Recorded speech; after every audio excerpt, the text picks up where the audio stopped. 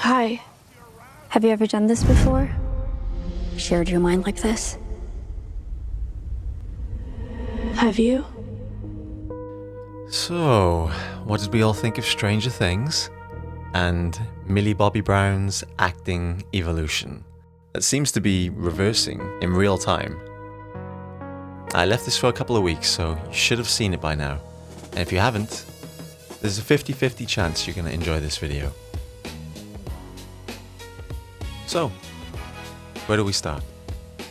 Millie Bobby Brown might actually be the clearest example and a very useful lesson for actors everywhere of why you probably shouldn't have any cosmetic work done right before the finale of the longest running show on Netflix, especially when you're playing a character we already know that we're attached to. We want to see 11. We don't want to be taken out of the illusion. I mean, she couldn't have waited until after filming. In drama school, actors are actively discouraged from Botox. The pout is non-negotiable. And no, it doesn't look bad, but when the face stops moving, the emotion tends to stop with it. 8 is acting her heart out, delivering a powerful revelation of what she discovered. And with your blood, they will create more children who will suffer as we have. And with these children, they will open up more gates, more worlds. Don't you see, Jane? And Millie can't contain her emotions. How? We don't leave with the others. We stay on the bridge. It is the only way, Jane. The only way. The best kind of acting is in the little micro movements that the audience needs to see. If we can't see it, then we can't feel it. We've seen the range that she can deliver. It's very possible for an actor to be amazing as a child, but as they get older, whether she still cares about acting anymore or she's not focused on it as much, she is not the same level of actor that she was when she was a child. And if you see her now, God, whoa, damn. And it's possible that she's so rich now, she's got that Bon Jovi money that, like Conor McGregor in his silk sheets, sometimes people lose the passion and may not need to do the work anymore. To be big at all. And I actually still didn't. Like after we performed at the Emmys and went on Ellen, I was just like, it's gonna go up and it's gonna go down. I didn't know. And then I was just like, oh, I've gone up and I'm staying consistent and I'm able to, but I'm 10, so immediately I'm like, I just want a puppy and my hair to grow back. New characters. Why are there so many new characters in the final season? No offense to Robin, she's actually one of the strongest performers, but I don't really know that much about her. Every minute spent on screen we don't get back.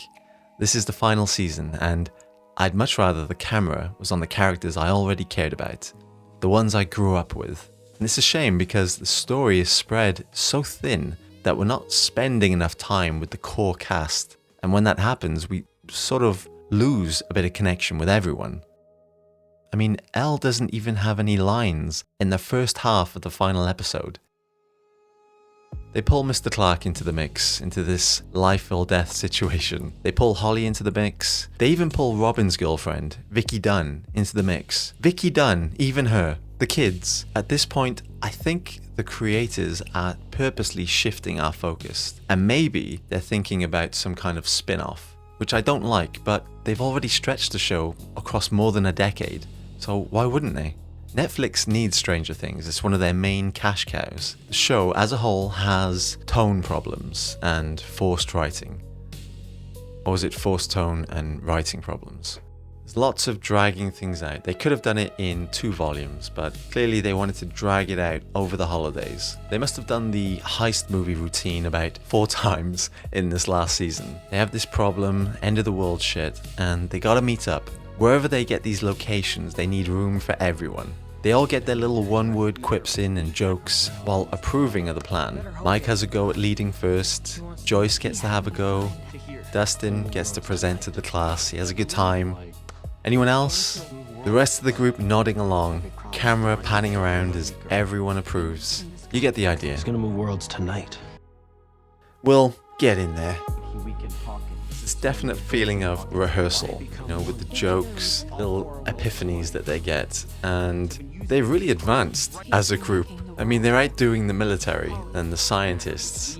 But I'll be honest, I kind of like surprises, a bit of mystery, not a laid out plan where everything gets ironed out.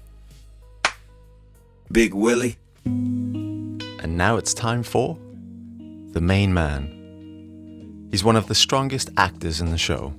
And in my opinion, he's maintained the strongest connection to the character. But it can sometimes feel a little forced. I don't think it's his fault. Because of the breaks in the show, the audience isn't fully caught up yet emotionally. You can imagine Noah's pushing hard because he wants to do the character justice. Like when he does come out, it's great acting, but it definitely feels forced. And if anything, the writing isn't very realistic. He's so emotional and everyone's so supportive. Even people who don't really know him well are in this group when he's coming out, and it feels less liberating. The scene could have been done differently. There are so many variations you could do. It's the 80s, they could have played with it, but they focused on things that they think the audience wanted so much. But the writers shouldn't be pandering to the audience. It's like a tick box exercise. They're trying to make sure they cover off and please everyone. The writers should be in charge, not the audience. To see Will, his story, his arc, we expected it and we wanted it, but it was a bit too predictable. It was too simple. They just squeezed it in. I think the audience and the cast were just thinking, Will, wrong time, buddy. Wrong time. The acting rust for these guys is a real thing. The huge gaps in between each season is not good for any of the actors, especially young actors, because they can't maintain that same character for so long with all these big breaks. The real life actors grow faster than the characters. And if they're taking these big breaks and not focusing on acting during the breaks, when they come back, they're definitely going to be rusty because they have to get back into character. And even worse, they could pick up bad habits, so they suddenly have to use acting techniques. And now they start to show a lot of signaling. And even though that's fine, it's fine acting, but it's not great acting. They're not living in it. They're just pretending. And the great performances are the ones where you can't see these techniques. In season 1, they were real. Season 1 is the best season because the characters were very much based around the actors. So they were just told to react the way they would react in real life. They created the moments and the actors would just react to it normally. And it was perfect. I feel like more of a freak. You're not a freak. Yeah, I am. I am. But now, however, they're not the same people. So they have to behave and act like a different character. Now they're relying on acting techniques, and we can see it. Now what they should have done with Will is they should have swapped Nancy and Jonathan when they're in that room where everything's melting and they think they're gonna die. That should have been Will and Mike to have a real moment. That little bit of quiet that we didn't get. They think they're gonna die and they just acknowledge their friendship, and then Will can reveal things. And then they don't die. And so Mike and Will have a deeper bond. And then he can tell everyone in his own time and Mike can support him. They really did mix things so much and have so many characters that the main Scoobies, they suffered. The gaps in between seasons, the build-up wasn't significant enough. And the danger wasn't felt. And the Duffer Brothers, they should know this. The blueprint was already in place. In the previous seasons, we all know you have to start off with a violent death, and then the audience will wake the fuck up. Start killing off the main characters, and the audience will wake up, and we'll be on the edge of our seat.